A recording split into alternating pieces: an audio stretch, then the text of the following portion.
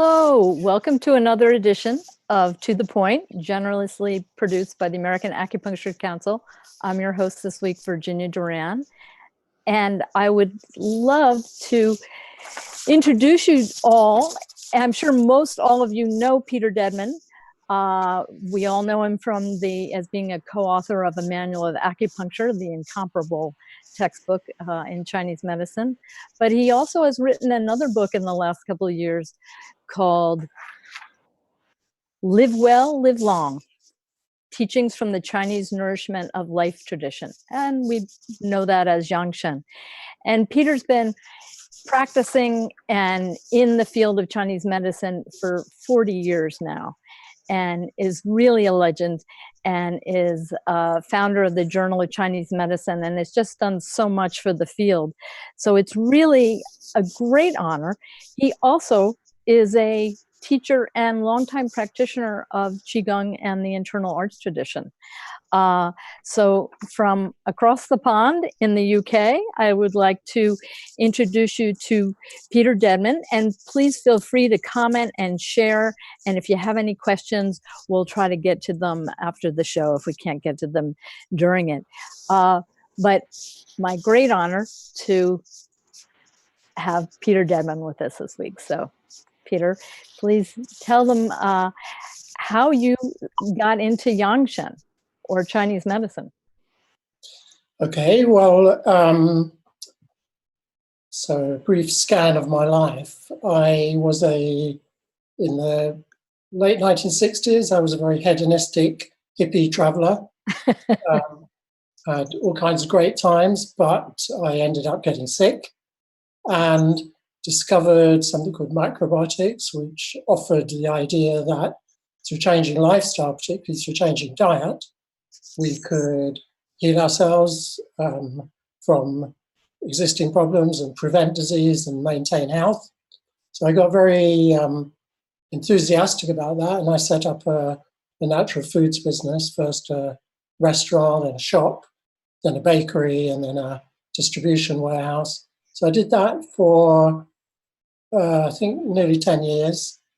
But within macrobiotics, which I don't entirely sign up to now, there was a strong element of, we could call it East Asian medicine, particularly Japanese orientated. It was about all that was around back then. It was. Yeah. So I found myself less and less interested in running a food business and more interested in the medical side. So I decided in 1975 to study acupuncture, and that was the beginning of my Chinese medicine career. Oh, that's great. Was that in England or in China back then? It was in England, and then I was lucky enough to be one of the first people to go and study in China in 1981, early days. But that foundation, that natural foods foundation, influenced the way that I thought about and practiced Chinese medicine. That was a big influence. Excuse me. And the other big influence was that during the 1980s, early 80s, I think, Dr. John Shen, who at that time was in New York, yes, I saw Dr. Shen. Yeah, he came and presented 2 long seminars and had an enormous influence on me and my generation, because whenever he encountered a patient, he prioritized, almost the first question is, why is this person ill? And he always related to disease to what had happened or was still happening in a person's lifestyle. So that very much influenced how I understood the approach to Chinese medicine. You know, the rumor was that Woody Allen had gone to see John Shen, and that's why in one of his films he quotes something about, he goes to the doctor, can you give me more wax? And he said, no, you need to take care of yourself and do this and that and get sleep. And he's like, I didn't come here for that. I came here for more wax.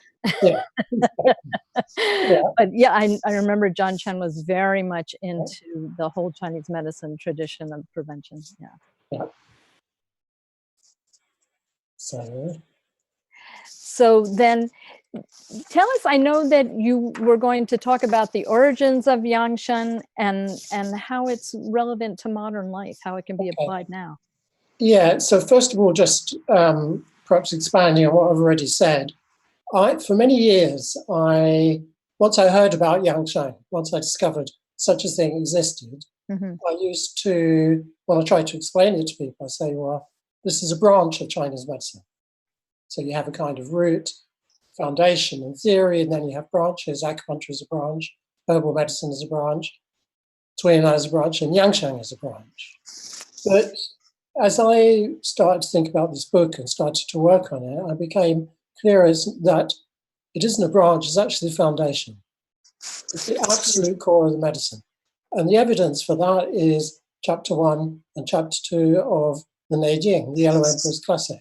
It actually opens, the book opens, and how a textbook opens, first few words really tell you what the book is about. It opens with a dialogue between the emperor and his advisor, qigong. The emperor asks, how come, in the old days, that was written 2,000 years ago, people lived long, healthy lives. They lived till they were 100. They maintained strength and vitality.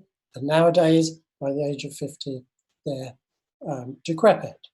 So it really raised the question of lifestyle at the very beginning. And in chapter 2, very famously, it said the sages didn't wait till people were sick.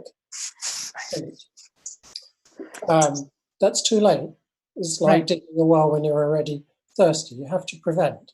So the tradition goes back a long time, and we can say the definite historical origins go back to the 4th or maybe the 5th century BCE. In some ways, the Tao Te Ching discusses some of the principles of yangsheng. Another book called the Neiya discusses particularly the cultivating the mind aspect. And of course, Zhuangzi and to some degree Confucius also raised the topic of yangsheng, how to live to be well and healthy. Now, was it true that in ancient Chinese medical practice, you didn't pay the doctor as long as you were well, only if you got sick? So the impetus was always on the doctor to keep you well, therefore, being in line with yangsheng. Personally, I don't believe a word of it.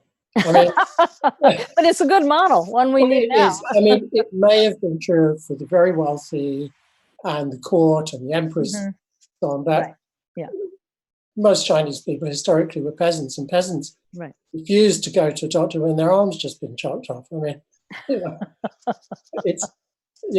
I don't buy that one. It's a lovely idea, though.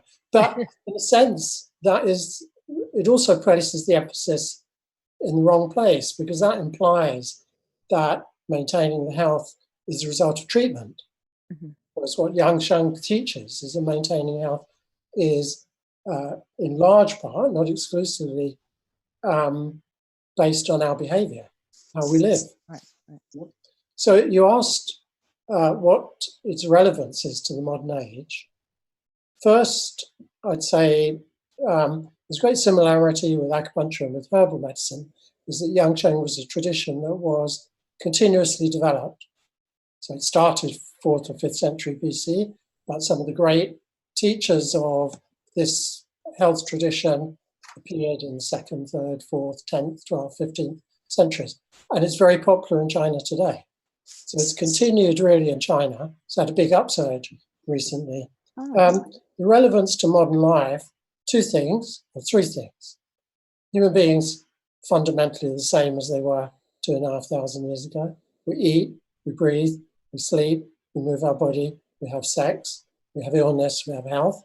That fundamentally hasn't changed. Secondly, we face a health crisis throughout the world, which is the upsurge in chronic non-infectious disease.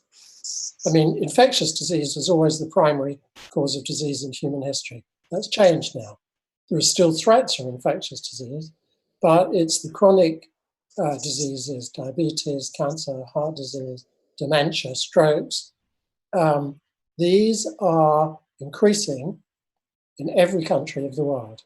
So they're increasing in the developed world, they're increasing in the developing world as modern Western lifestyles, dietary habits, lack of exercise spread through the world.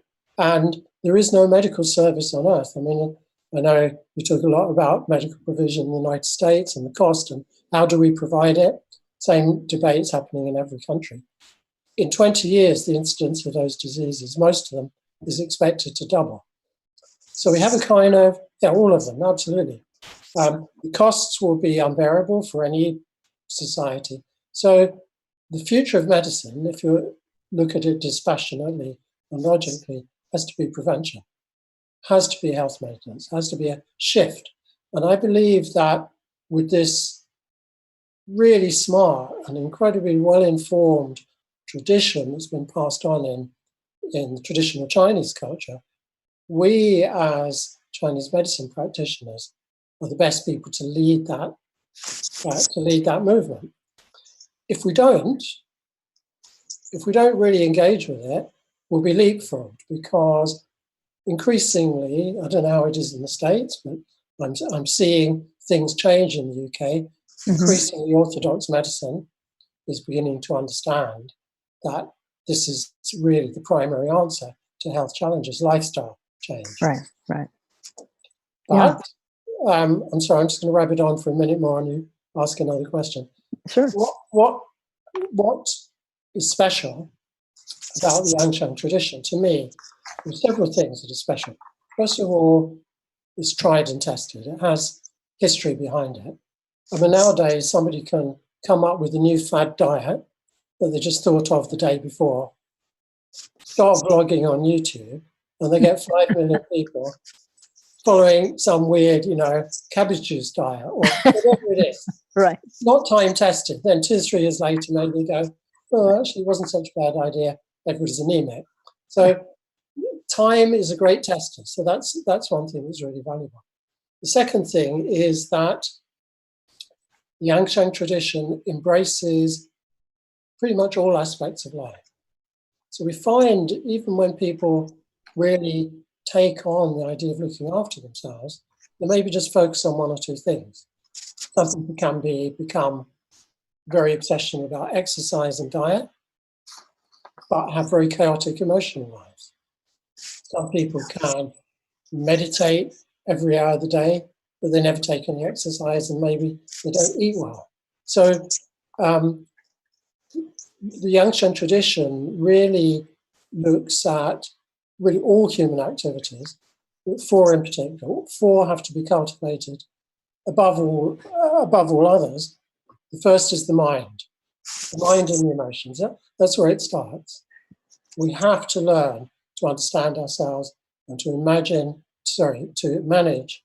our mental state and our emotions. And there are tools, proven tools for doing that. Secondly, diet. And we all know how vital diet is for good health. Thirdly, cultivate the body. We have to work with the body, we have to develop the body, especially after the age of around 30. Unless we really look after ourselves physically, then we decline more rapidly than we need to. And fourthly, something everybody now knows, didn't talk about so much until a few years ago, that's sleep. We have to sleep well. And then there's a whole bunch of other stuff, very important, our sexual life, our connection with nature, the way we nourish ourselves with art and music and so on, how we manage old age, how we manage pregnancy and childbirth, how we look after babies and children. But those are the 4 main legs of the chair of yangsheng. Yeah. Now, would you like to come back another time and get more specific about these things? Because the time limits of the show, but I know I'd love to hear more, and I'm sure everybody else would. Well, as I said when we were chatting beforehand, and I think you can tell I could Speak for hours. talk for hours. So I'd be very happy to come back. Oh, well, that would be wonderful. We'll plan that. So I want to thank everybody for tuning in. And again, thanking the American Acupuncture Council and everyone that works to make this show possible. And we're going to have a very special show next week with facial acupuncture with various teachers on this subject. So I bid you all adieu for now. Bye.